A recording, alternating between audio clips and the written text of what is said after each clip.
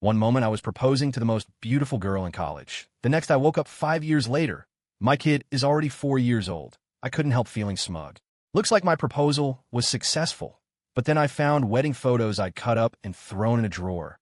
When I pieced them together, I discovered my wife wasn't the campus beauty queen, but her. One moment I was lost in the nervous excitement of proposing to Jessica Miller, the campus beauty queen. I'd handed her flowers, dropped to one knee, and was waiting for her to say yes. The next moment, I woke up in a luxury penthouse in downtown Manhattan. I stared at the elegant decor and exquisite furnishings, felt the silk pajamas on my skin and the mulberry silk bedding. I was completely confused. What was going on? Before I could figure out, the door burst open and a small child who looked like me, but much cuter, came charging like a cannonball. He jumped onto the bed and hugged me. "Daddy, Daddy, you're finally awake. You've been sleeping for 2 days. Get up and play with me." I stared at this child in disbelief. I had a kid? With whom? Thinking about how I'd just been proposing to Jessica, could it be that my proposal had succeeded had I married Jessica and had a child with her? Trying to stay calm, I lifted the child off me and asked, I'm still feeling a bit unwell. Where's your mom? Mom's on a business trip. She's been gone for several days. I wanted to ask more about his mother, but was interrupted by the nanny who suddenly entered. "Sir, I'm sorry. I'll take him away right now." She took the child's hand and said softly, "Ethan, you haven't finished the tasks your mom assigned. Let's go complete them." "All right. I love mom the most. I can't make her angry. Daddy, I'm going to study now. I'll come play with you later." With that, he obediently left. Once the nanny and child had gone, I quickly got out of bed and started searching for anything that might explain my current situation. I opened the closet to find neatly arranged clothes. Women's on one side, men's on the other. The style and colors of the men's clothes were exactly what I liked. In a master bathroom, there were both men's and women's toiletries. It seemed my wife and I had a sweet relationship. Many items were matching couple sets. I pulled open drawers containing underwear, socks, and bras. Judging by the bra size, I was quite pleased. My wife apparently had a great figure. I searched everywhere, but couldn't find anything useful. Everything seemed to match my aesthetic preferences, but something felt strange, though I couldn't quite put my finger on it. Turning around, I noticed something flashing under the pillow. I lifted it to find a smartphone. It was a model I'd never seen before and didn't recognize. I swiped it open, and facial recognition unlocked it. Apparently, it was my phone. Looking through the contents, I noticed something odd. I didn't seem to have many friends or much of social life. The messaging app showed barely anyone talking to me. Just about 15 contacts sitting there silently. No useful text messages either, just notifications and nothing else. The call log was equally empty. Suddenly, I spotted a familiar name. Jason Stewart, nicknamed J Stu, because as he always said, when three walk together, one becomes my teacher. He was my lifelong buddy, close enough that we could share clothes and trust each other completely when gaming. I immediately picked up the phone and called him, but he didn't answer. Or rather, he hung up on me. I was shocked. Had we had a falling out over these past few years? I persistently called J Stu over and over, and finally, just as I was about to give up, he answered. "You son of a bitch, you've got some nerve calling me. What kind of crazy episode are you having now? If you're sick, go to Bellevue. Stop bothering me for no reason. I'm not your keeper." I held the phone away from my ear. This phone clearly had excellent quality because J Stu's furious voice coming through the speaker was incredibly loud and lifelike. My ear nearly went deaf. I was completely bewildered, not understanding why he was as explosive as a lit firecracker with such anger. "J Stu, something major happened to me. Something huge. I can't explain over the phone. Can you come to my place? What new trick is this? Not having an episode, but playing games instead. Let me tell you, I'm not your wife who puts up with your crap every time. Get lost. J Stu, I really am in big trouble. I don't know anything anymore." I started rambling incoherently. "You want to secretly see Jessica again? Brian, I'm telling you, she's nothing but a tramp. Can you stop being so pathetic? Can't you just live your normal life?" J Stu somehow knew about Jessica Miller from our college. We didn't even attend the same university, and I never told him about Jessica because I was afraid he'd laugh at me if my proposal failed. But now he knew about Jessica. Clearly a lot had happened. Most importantly, for what he was saying, my wife wasn't Jessica. So who was she? Thinking about this, I looked around the bedroom again and finally realized what was strange. There were no photos anywhere. No wedding photos. No couple photos. No individual portraits. Nothing at all. Seeing my silence, J Stu seemed to grow concerned. He continued cursing and saying something, but I couldn't hear any of it anymore. I just wanted to know immediately who I had married. I don't know who hung up the phone, but as I was thinking, someone knocked on the door. "Come in." A housekeeper pushed open the door, speaking cautiously as if she was afraid of me. "Sir, would you like something to eat? You haven't eaten for 2 days." Hearing this, my stomach immediately growled loudly. Yes. Actually, I didn't feel like eating right now, but my body clearly couldn't hold out much longer. Soon, the housekeeper prepared several delicious dishes that looked, smelled, and tasted amazing. The meal was balanced with meat and vegetables, nutritionally complete, and beautifully presented. She brought it on a small cart. Most importantly, everything was exactly what I loved to eat. This seemed to indicate I was living quite well, with a nanny for the child and a housekeeper taking care of daily life. As I ate, I continued thinking about how to discreetly find out about my current situation. Suddenly, the door opened again, and my son Ethan ran back in. "Daddy, you're able to get up and eat now? That's great. Mom will be so happy when she finds out." Hearing him mention Mom, I casually asked, "So where did Mom go?" "Mom went on a business trip. I just told you. Mom also said she'd bring me back a present." "Is that so? When is Mom coming back?" "I don't know. Mom said in 2 weeks, but I don't know how to count which day that is." Looking at the little boy furrowing his brow because he couldn't calculate the date, I continued asking, "How old are you?" "I'm 3, but I'm about to have my 4th birthday. So you can call me 4 now." "That's impressive. So young and already so smart. Let Daddy test you. Where are the photos of Daddy and Mommy?" "Daddy, weren't they all?" Before he could finish, the nanny rushed in again, interrupting Ethan's answer. "Sir, I'm sorry. It's my fault for not watching him properly. I'll take Ethan away right now." The attitude of these two women had been strange from the beginning, both respectful and fearful toward me. I could understand the respect, probably because I paid them well. But fear? Why would they be afraid? Was I normally difficult to deal with? Or had I been bad-tempered? After eating, I explored upstairs but didn't find anything useful. Hearing sound from downstairs, I went down. It was my son, Ethan, assembling a Lego set, but his small hands lacked strength, and many of the finer pieces wouldn't snap together. But the child was remarkably independent, preferring to press hard with his little hands until they turned red rather than ask for help. A child this independent is either born that way or shaped by their family environment.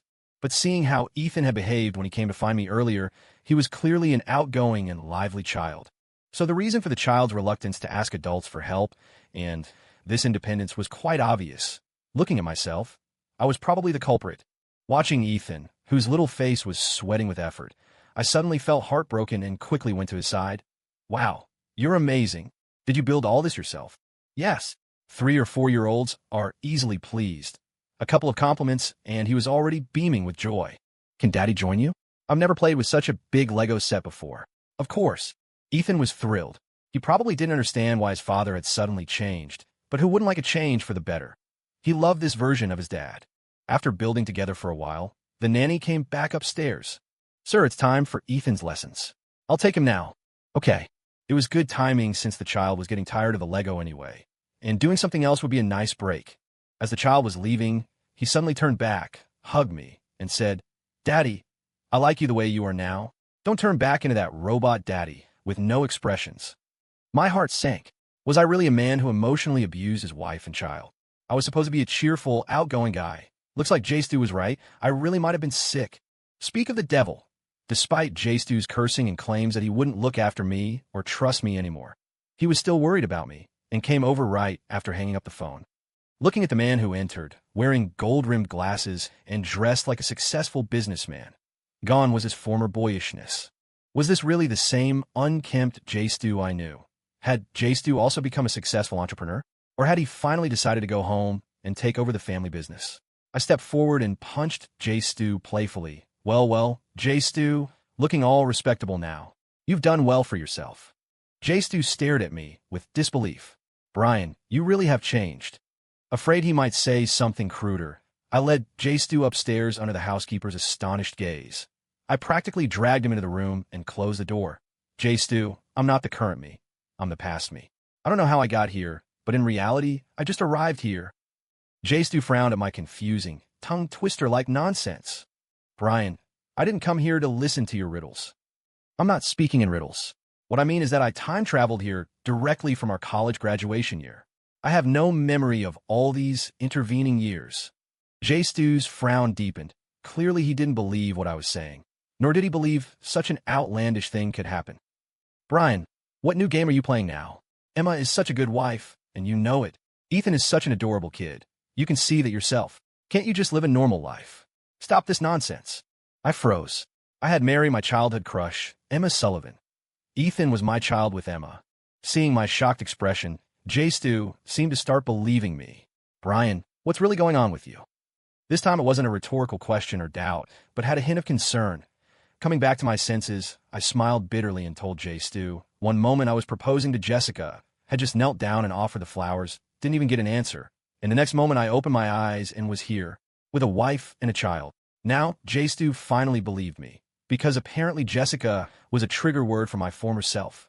Previously, just mentioning Jessica would send me into a manic episode. Now I was calmly talking about her. Stu actually cried. We were middle-aged men now, and two guys hugging was pretty awkward. I tried to push him away, but couldn't move him until he finished crying. He called me an idiot while telling me what had happened these past few years. That's when I learned that I really had been sick and really had been treated at Bellevue. He wasn't insulting me on the phone. It was all true. He told me that after my proposal, when I gave Jessica the flowers and necklace, she accepted, but she always dreamed of becoming a celebrity. So she only accepted because I looked like a rich, naive guy she could take advantage of. She wanted to use me as a stepping stone to achieve her celebrity dreams. Later, she used the money my family had saved for our wedding to buy followers and became a minor internet celebrity. Then she used her internet fame to try transitioning into acting, but she kept failing auditions until she slept with an assistant director of a popular TV show and got a small supporting role.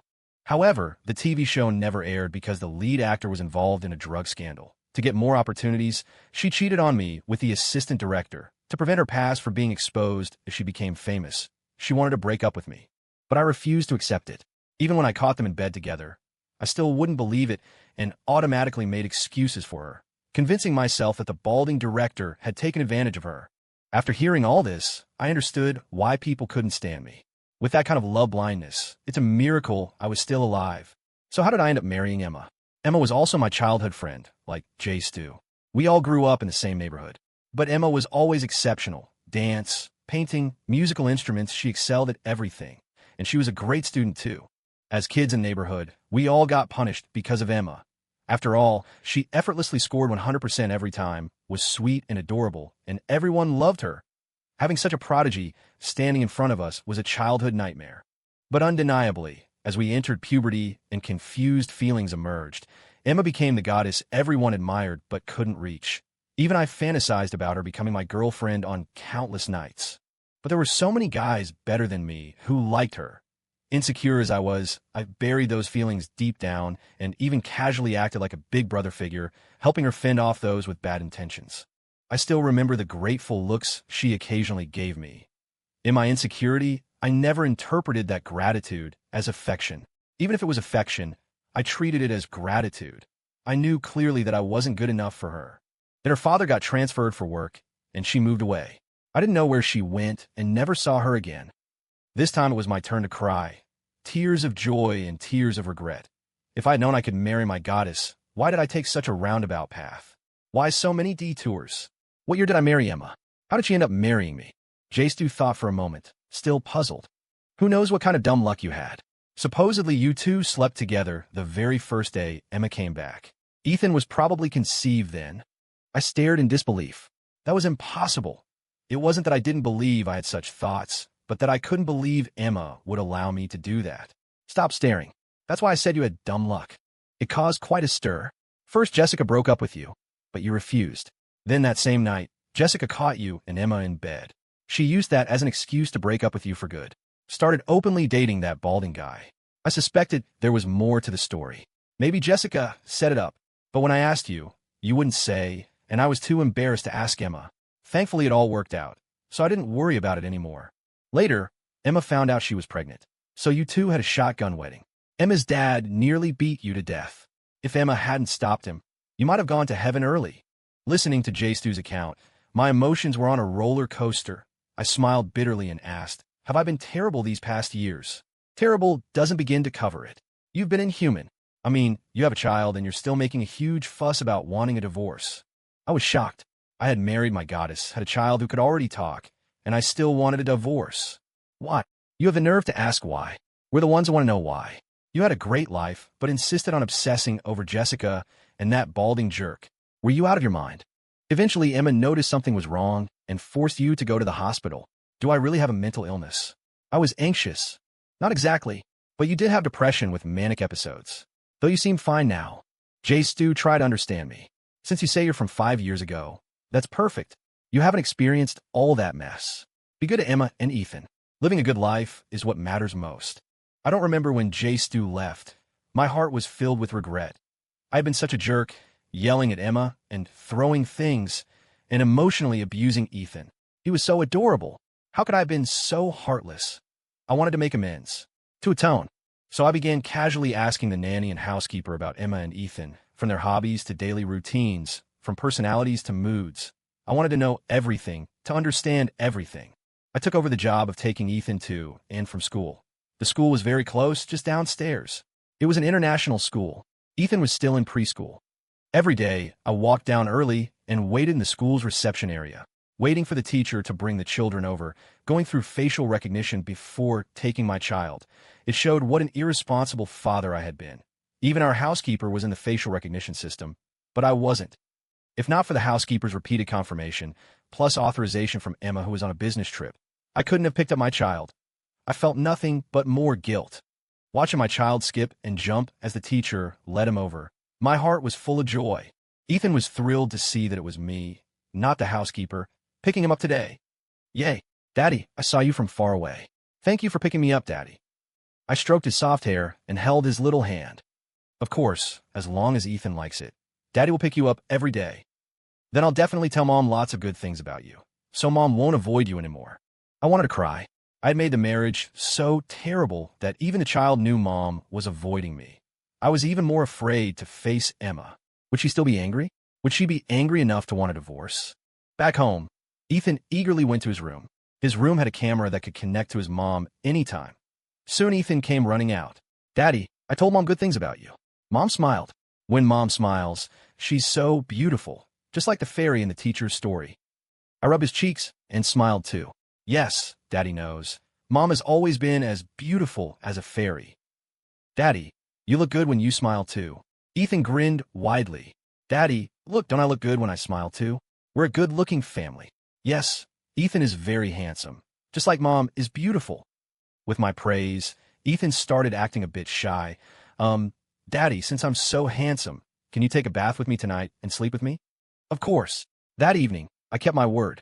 After dinner, I played with the child for a while, then took Ethan to the bathroom in his room for a bath. Daddy, are you coming in? Looking at that small bathtub, I shook my head. Daddy's too big. Your bathtub is too small for Daddy. Let's start your bath. Watching him play with his water gun, little turtle, and bubbles in the bathtub, I asked Ethan when Mom was home, did Mom help you take baths? Yes, when I was little. But now that I'm bigger, I can't be naked in front of Mom. Mom is a girl, and I'm a boy. We're different. Ethan looked up at me in confusion, as if even a child like him knew the answer to such a simple question. How could an adult like me not know? To illustrate the difference, he even stood up in the bathtub. Daddy, look, I have an elephant. Mom says she doesn't have one. Do you have one, Daddy? I laughed awkwardly and pushed Ethan back down into the water, telling him to sit properly. Yes, Daddy understands now. Ethan is so smart. You know so much. Praised, Ethan started singing while sitting in the tub, occasionally grabbing bubbles to blow. Watching the bubbles float away and land on a small towel, he suddenly seemed to remember something. Excitedly, he said, Daddy, look, this is the little towel Mom brought back for me last time she went on a business trip. It really has a little cat paw on it. See how cute? I wonder what present Mom will bring me when she comes back tomorrow. At that point, I couldn't hear anything else, just that Emma was coming back tomorrow. Early in the morning, the housekeeper was already busy preparing lunch because Emma was coming home. She was making an even more elaborate meal than usual. See how cold I must have been to Emma before. Everyone in the house knew which day she was coming back except for my former self, who didn't care. To make up for it, I decided to cook. Remembering that I'd learned Emma loved chicken soup with barley and mushrooms, I specifically asked the housekeeper how to make it. I took out a small pot and started preparing the ingredients one by one. First, I simmered chicken to make a clear broth, then strained it to keep only the clear soup base. Next, I added pre-soaked barley, dried cranberries, and other ingredients to simmer slowly. Finally, I put in the rehydrated shiitake mushrooms and continued to cook. I cooked it until the mushrooms released all their flavor. Soon it was noon, and a light rain began to fall. I even thought about going to pick up Emma, but I didn't know what time her flight was arriving, which airport she was coming into, or which terminal she'd exit from. I shook my head. The idea seemed ridiculous now that I thought about it. Ethan's muffled giggling interrupted our embrace. Emma blushed and went to the bedroom to change her clothes, while I pretended nothing had happened and returned to the dining table, ladling soup into everyone's bowls. When Emma sat down, I quickly pushed a bowl toward her, giving the housekeeper a pleading look. The housekeeper smiled, understanding immediately. "Ma'am, please try this soup. The sir made it especially for you. He spent the entire morning on it." I was like a puppy seeking approval from its owner, head lifted but not daring to look directly at her, my expression proud yet hesitant, as if seeking praise but afraid to ask.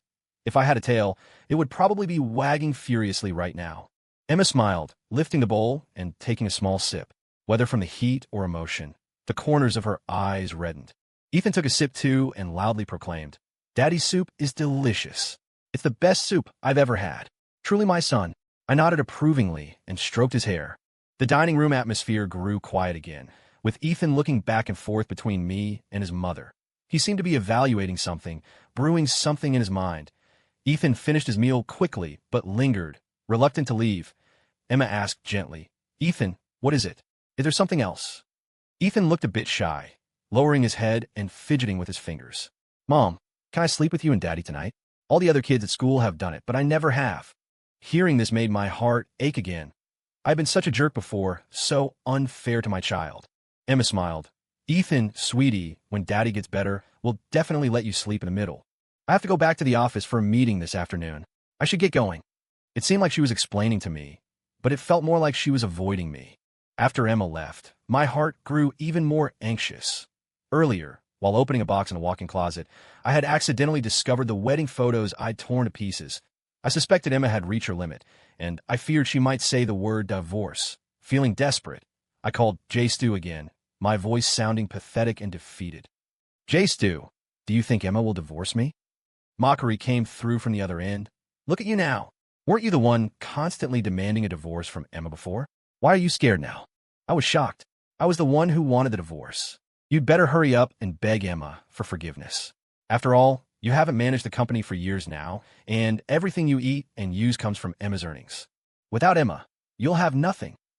I wanted to cry, realizing how far behind Emma I had fallen.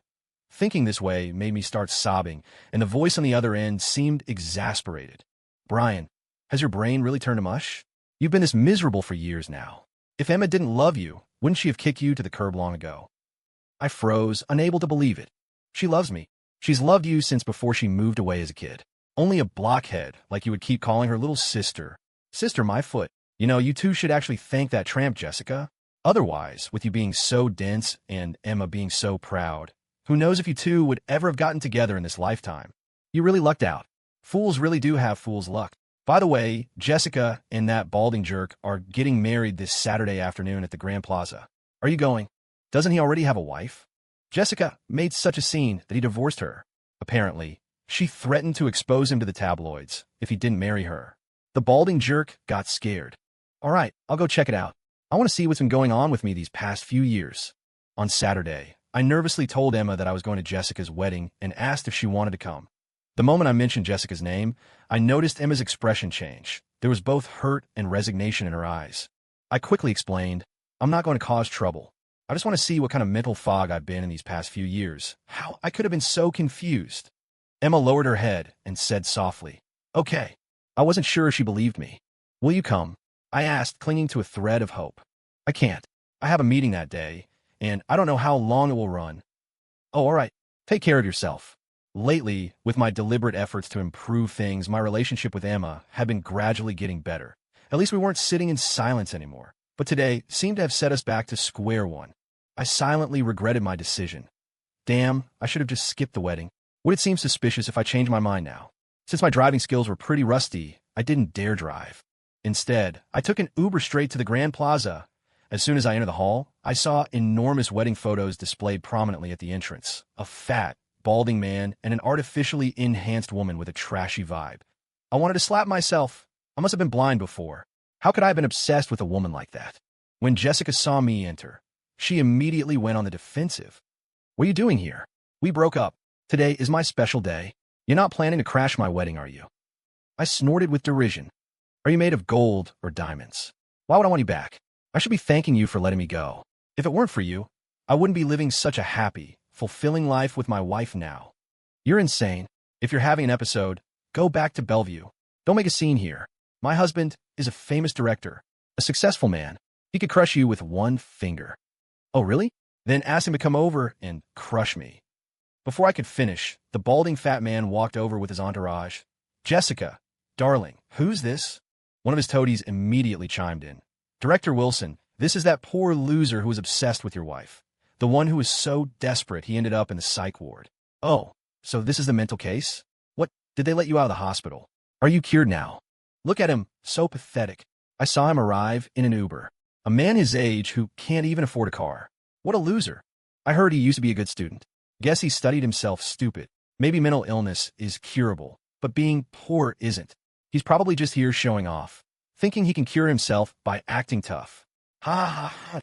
The group erupted in laughter, trying to make me feel embarrassed and humiliated. I smirked, not bothering to explain, and picked up a glass of champagne from the reception table.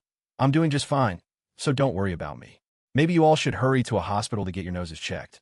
You look human, but can't tell the difference between what stinks and what smells good. Keep talking tough. You probably don't even have $200 in your pocket. All you've got left is your big mouth. Ha ha ha. If you kneel down right now and kowtow to Director Wilson, he might arrange some work for you. Enough to keep you fed for a while. That's right, just bow down, and I'll let you hand out lunchboxes on my set. It pays $3,000 a month. After the balding man finished speaking, another round of sycophantic praise erupted from the crowd. Some even more clueless person actually praised Jessica for having the foresight to dump me, so she could end up with Director Wilson. I glanced at that person. Don't worry about me. My wife can support me just fine. Ah, kept man. So you really are living off someone else. I bet your wife makes her money by sell.